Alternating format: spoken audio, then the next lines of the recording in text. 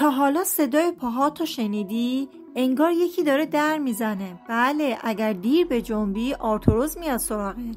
اگه شما هم در پاها، کمر، گردن احساس سوزن شدن دارید یا دیگر مثل قبل مسافت طولانی نمیتونی پیاده روی کنی یا حتی جز افرادی هستی که تا الان این علایم رو نداشتی، هم این ویدیو رو باید حتما ببینی.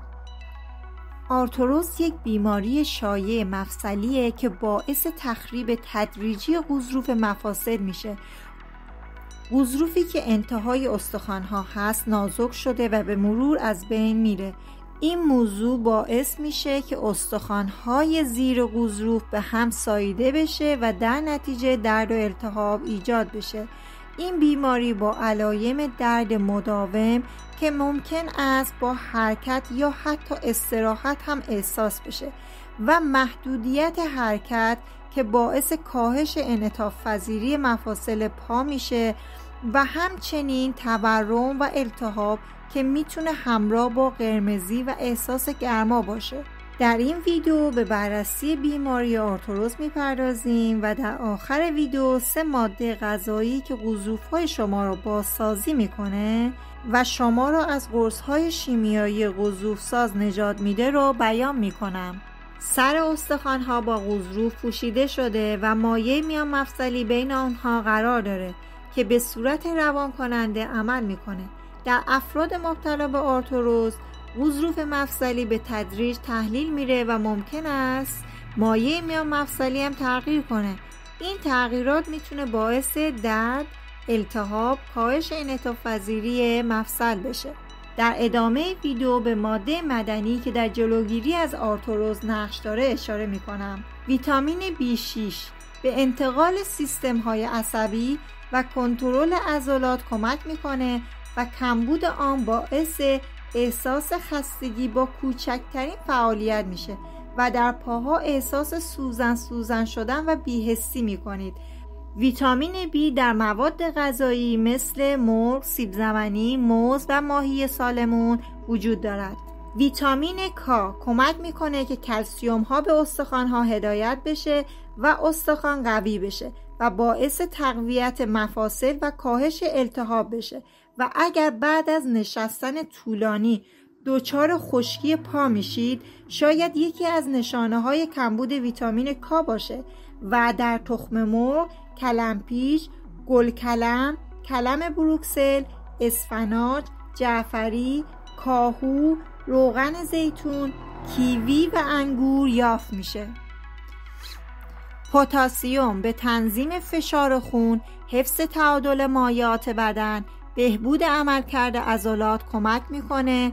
وقتی صبح از خواب بیدار میشید و در عضلات پا دچار اسپاسم و گرفتگی عضله میشید، دچار کمبود پتاسیم هستید.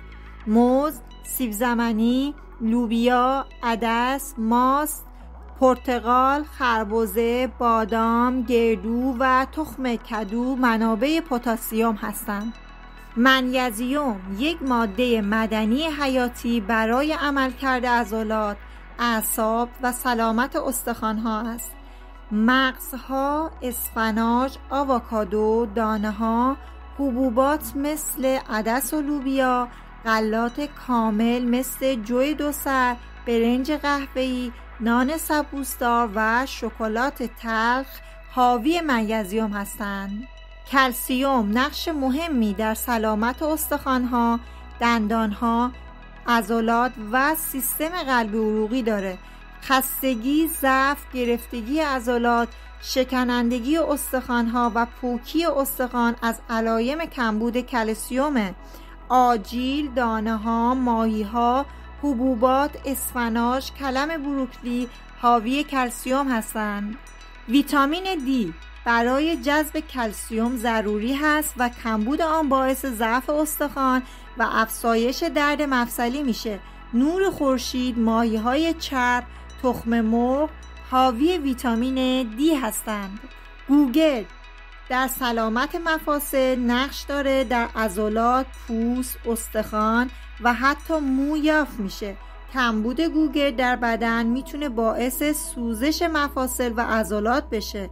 در مواد غذایی مثل حبوبات، غلات، گوشت و ماهی، تخم مرغ به خصوص زرده تخم مرغ، سیر و پیاز که سرشار از ترکیبات گوگردی هستن یافت میشه.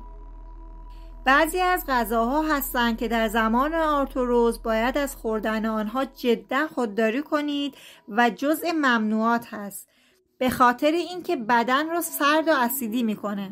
از نظر طب سنتی تعادل pH بدن نقش مهمی در سلامت عمومی داره. به طور طبیعی بدن باید بین اسیدی و قلیایی باشه، ولی برخی از غذاهای ناسالم و استرس و اضطراب میتونه باعث اسیدی شدن بدن بشه. اسیدی شدن بدن باعث تغییر یا از بین رفتن مایع میانمفصلی میشه و سفتی در استخوان را ایجاد میکنه. 4 ماده غذایی که باید در هنگام درمان آرتروز از خوردن آن پرهیز کنید: مرغ‌های پرورشی یا به اصطلاح مرغ ماشینی، ماست، چای سیاه، نسکافه، قهوه و ترشیجات. خوردن این مواد غذایی گاهی اوقات برای افرادی که سالمن ضرری نداره، ولی برای کسایی که آرتروز دارن حتما باید از خوردن این مواد پرهیز کنن.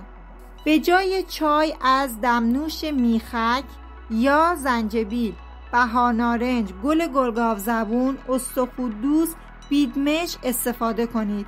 از روغن زیتون استفاده کنید. این روغن باعث نرمی استخوان میشه و از صدا دادن مفصل جلوگیری میکنه. یادتون باشه از روغنهای مایع موجود در بازار استفاده نکنید. آب به مقدار کافی بنوشید تا رطوبت بدنتون حفظ بشه. جهت نحوه تهیه آب سالم و نوشیدن به موقع آب، ویدیوی آب را در کانال مشاهده کنید. استفاده از مواد غذایی مثل انجیر که یک میوه فوق‌العاده مغذی هست و سرشار از ویتامین A, B, C, D و مواد معدنی مانند کلسیم، پتاسیم و منیزیمه. انجیر به دلیل داشتن ترکیبات ضد التهابی و مغذی میتونه دردهای مفصلی رو کاهش بده و به بهبود سلامت استخوان کمک کنه. سنجد یک میوه فوق‌العاده برای مفاصل استخوان‌ها و سرشار از کلسیم و فیبر هست که به ترمیم شکستگی‌ها، ترک استخوان و جلوگیری از پوکی استخوان کمک میکنه. ماده بعدی کنجد هست، یک دانه مغذی که سرشار از کلسیم و منیزیم و فسفر و به تقویت استخوان‌ها و کاهش التهاب مفاصل کمک میکنه. ادامه ویدیو در مورد غضروف ساز هاست، موادی که ژله‌ای هستن و مصرف اون باعث بازسازی غضروف میشه. مورد اول پای مرغ. پای مرغ رو بجوشونید. آب به دست اومده از اون که به صورت ژله‌ای هست رو میتونید روزانه به اندازه 1 کاسه کوچیک ازش استفاده کنید یا هفته 2 یا 3 بار از جوشونده پای مرغ استفاده کنید. ولی افرادی که چربی خون دارن نمیتونن از این مورد استفاده کنن، بنابراین ما یه پیشنهاد دیگه بهشون میکنیم. پیشنهاد ما گیاه بامیه هست. بامیه یک سبز مغذیه که سرشار از ویتامین C، منیزیم، کلسیم و فیبر که به تقویت غضروف‌ها، کاهش التهاب مفاصل و بهبود حرکت اونها کمک میکنه. میتونین خورش بامیه رو در رژیم غذایی خود قرار بدین. مورد سوم کتیرا هست. کتیرا یک ماده گیاهی با خواص فوق‌العاده است. پودر کتیرا را همراه با شیر بادام استفاده کنید. بادام درختی سرشار از کلسیمه و میتونید 7 تا 10 تا دانه بادام را با 1 لیوان آب و 1 قاشق مرباخوری پودر کتیرا و 1 قاشق عسل با هم میکس کرده و اون رو جرعه جرعه بنوشید. این یک ترکیب فوق‌العاده هست که مواد مغذی رو به بدنتون میرسونه. از اینکه این ویدیو رو تماشا کردید سپاسگزارم. نظرات خود را در خصوص بیماری آرتروز و نحوه درمان اون بیان کنید.